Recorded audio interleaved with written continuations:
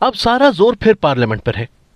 वैसे एक बात नवाज शरीफ और इमरान खान में कॉमन है, तो उन्होंने पार्लियामेंट को उसी वक्त अहमियत दी जब तक वो वजीर आजम नहीं थे। हल्फ उठा लिया तो इसके बाद वो पार्लियामेंट में कम ही नजर आए।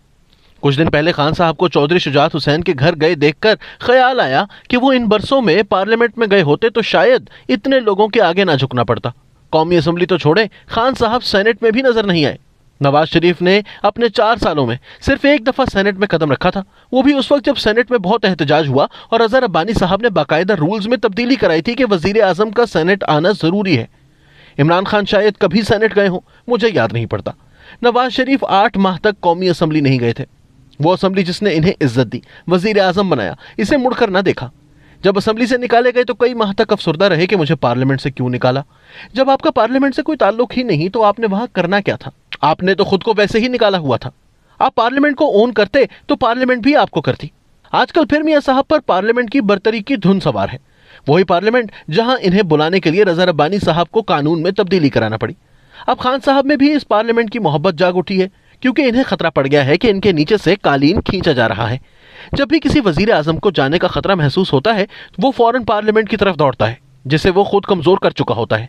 लेकिन अब वो पार्लियामेंट इस काबिल नहीं होती कि अपने वजीर आजम को बचा सके, क्योंकि वजीर आजम ने कभी पार्लियामेंट को मजबूत करने की कोशिश ही नहीं की होती। भुट्टो साहब के साथ यही कुछ हुआ था कि इन्हें पार्लियामेंट ना बचा सकी, क्योंकि वो भी अपनी ऑपोजिशन को पार्लियामेंट से ज्यादा जेल के अंदर रखने के कायल थे। बेनजीर भुट्टो के साथ 2 दफा यही कुछ हुआ, नवाज शरीफ के साथ 3 दफा हुआ, इमरान खान के साथ पहली दफा हो रहा है और कोई पता नहीं कि तारीख इनके साथ क्या सलूक करती है और वो खुद को बेनजीर भुट्टो और नवाज शरीफ से मुख्तलिफ साबित करके बच जाते हैं या नहीं।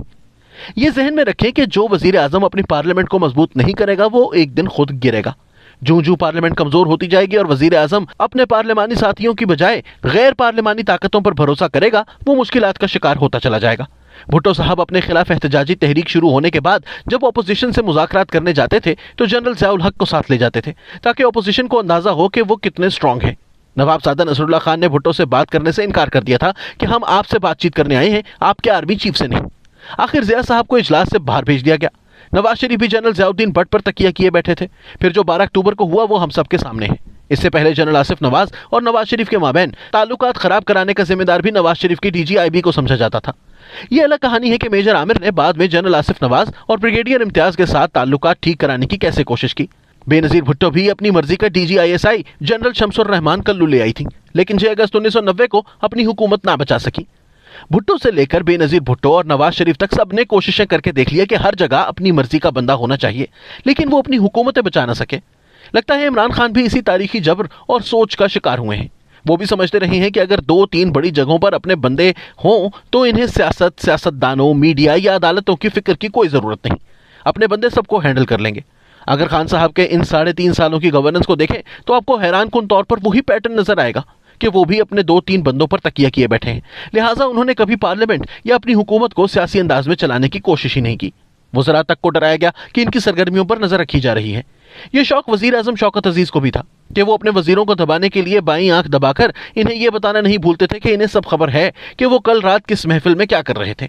मकसद वजीर को डराना था कि हमें सब पता है, सब पर आंख है। यूं वजीर उसी तरह डर के रहे जैसे कबूतर गुलेल से। यही तरीका अभी रवा रखा गया है। और तो और वजीरों ने अगर किसी कंपनी बोर्ड के इजलास के लिए भी नाम दिए तो कहा गया कि पहले सिविल इंटेलिजेंस से चेक करा लें। इस पर कई वजीरों के मुंह बन गए कि मतलब हमारे ऊपर भरोसा नहीं किया जा रहा। नवंबर के बाद इमरान खान की दुनिया बदल गई है। अब सब भाग दौड़ खुद करना पड़ रही है। 3 साल तो मजे से गुजरे हैं, लेकिन अब हालात काबू से बाहर होते नजर आ रहे हैं। शायद इसीलिए अब अपोजिशन भी कह रही है कि इन्हें फोन कॉल्स आना बंद हो गई हैं। मतलब जो मुतालबा अपोजिशन कर रही थी कि कोई न्यूट्रल हो जाए तो बाकी वो सब संभाल लेंगे, वो मान लिया गया है। कभी ये मुतालबा इमरान खान किया करते थे, आज इनके मुखालिफिन कर रहे हैं। अब सवाल यह है कि इस अहम मौके पर MNAs क्या करेंगे जब अपोजिशन दावा कर रही है कि वजीर आजम को हटाने के लिए इनके पास नंबर्स पूरे हैं। मुझे याद आया खान साहब के एक वजीर खुसरो बख्तियार पिछली पार्लियामेंट में नवाज शरीफ की पार्टी में MNA थे। इन्हें मैंने कभी पार्लियामेंट में बोलते ना देखा। पार्लियामेंट में क्या हो रहा है ऐसे लगता था कि इसकी इन्हें कम ही परवाह थी।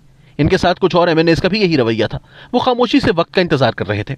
एक दिन खुसरो साहब से एक कैफे में मुलाकात हो गई तो मैंने पूछ लिया कि कभी आपके मुंह से कोई बात नहीं सुनी, कभी अपने इलाके के लिए आवाज नहीं उठाई, आप बस चुप ही पाए जाते हैं। उन्होंने मुस्कुराकर कहा, साईं अभी वक्त नहीं आया। और कुछ दिनों बाद वो अपना अलग ग्रुप बनाकर इलेक्शन लड़ रहे थे। आज वही खान साहब के अहम वजीर हैं और हर वक्त उनके साथ पाए जाते हैं। इन सियासी लोगों में बहुत अहम हिस्स होती है जो इन्हें आने वाले खतरात से पहले खबरदार कर देती है, और वो खुसरो साहब की तरह 3-4 साल चुप बैक बेंचेस पर बैठकर इंतजार कर सकते हैं कि अभी वक्त नहीं आया। अब देखना यह है कि खान साहब की पार्टी में ऐसे कितने एमएनएज हैं जिन्होंने 3.5 साल इस तरह चुप करके मौके की तलाश में गुजारे हैं, जैसे कभी खुसरो बख्तियार ने नवाज शरीफ की पार्टी और पार्लियामेंट में गुजारे थे। मेरे ख्याल में ऐसे समझदार एमएनएज की नजरें मौजूदा से ज्यादा अगली पार्लियामेंट और अगली हुकूमत पर होती हैं।